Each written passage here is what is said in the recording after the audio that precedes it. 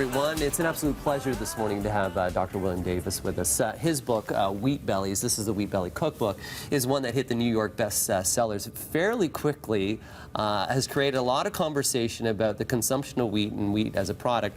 First off, you are a cardiologist, so the first question I'm going to ask you, what are you doing talking about bellies? That's right. Well, it started, Frank, because I was interested in trying to provide people better ways to control the risk for heart disease. If you have a high blood sugar, you do not have control over heart disease. Stents, bypass, heart attack, all that kind of nasty stuff. So I asked people to remove this thing that raises blood sugar higher than nearly all other foods. Common knowledge among nutrition circles, but not talked about. So I had people remove all wheat. They'd come back 3 months later, blood sugar would be lower, yes, and they'd say, what do you think? I lost 43 pounds and 4 inches off my waist. My rheumatoid arthritis is gone.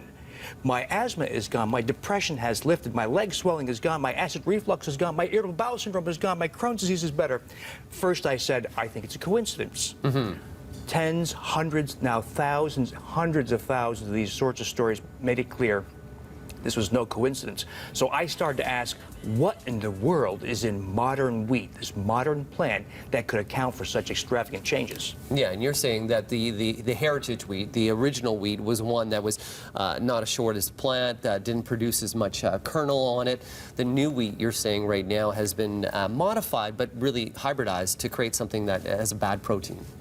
Exactly. Multiple components of this plant are different, so it no longer stands 4.5 feet tall. It's an 18 to 24 inch tall, high-yield, semi-dwarf plant. Outwardly different, inwardly different. Biochemically, genetically, multiple components have been changed. Now, that's the problem. These changes are often not tracked because it's assumed to be safe for us. One of the most essential things to know about is there's a protein that's been changed in modern wheat called gliadin. And gliadin now acts as an opiate. And it binds the opiate receptors of the human brain. It doesn't make you high.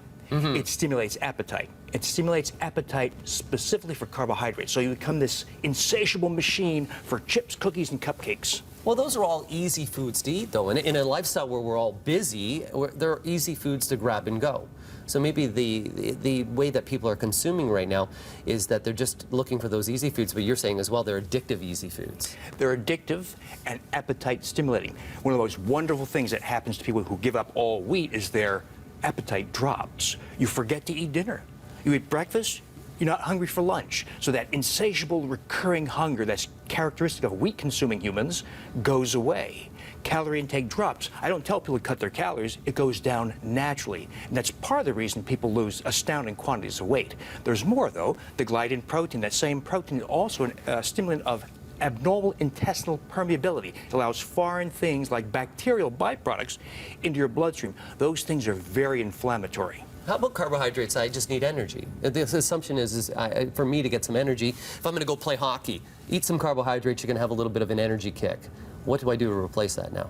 Don't eat carbohydrates. Take 4 weeks to make a conversion to fat burning. So humans are very well adapted to, believe it or not, low-calorie and starvation, because that's how humans existed for millions of years. So we are well adapted to having periods of not eating, and that's why we burn fat. But if we had this constant flow of carbohydrates, particularly from grains, we become reliant on them. We don't want to be reliant on them. And that way we burn fat and we're much more efficient in energy. What's your favorite thing to eat? Do you miss bread? Do you miss eating any carbohydrates, first off? Well, I can show you how to make bread. Frank, I can have a wonderful Reuben sandwich, cheesecake, and cookies, but I'm going to show you how to make it differently, without wheat, without sugar, and have wonderful replacement foods. So there's no deprivation on this. What's your favorite food, though? Love eggs. How about a spring omelet for breakfast?